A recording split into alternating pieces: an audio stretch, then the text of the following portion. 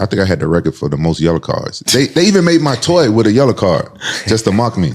I mean, that's awesome. taking a piece of the purse for a stalling, like, and you're in the middle of a fight is kind of nuts. Yeah. But I mean, that's why everybody loved Pride though. Pride had such unique rule set and such crazy fan following because it was so adventurous. Like the whole fight, these guys were just going at it. And sometimes we do see a lot of stalling in the UFC. What's your thoughts on like Ilya versus Volk? Who do you think wins that?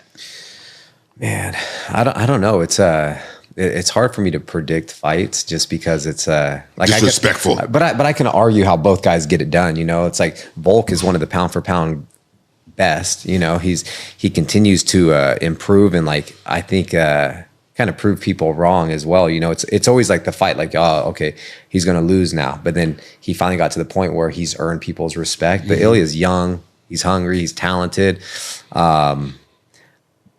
I know he's been saying a lot of stuff like how he's going to go out there and finish him in the first round and stuff like that. And hopefully he's not overlooking him. I don't think he is. I think he just kind of is part of his persona.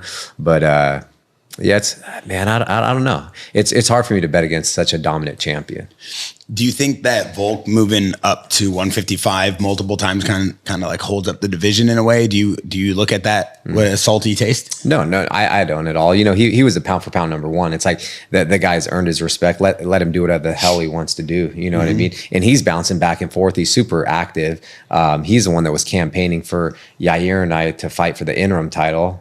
So yeah, I have no bad taste in my mouth. He's a good dude. Like he's a great champion. Like, and he's a good person as well. Yeah. When I was fighting Yair in Perth earlier this year, he brought his belt, and he's like, hey, you want to hold this? This is what you're fighting for. He's a good dude. And he comes. Well, what did he do?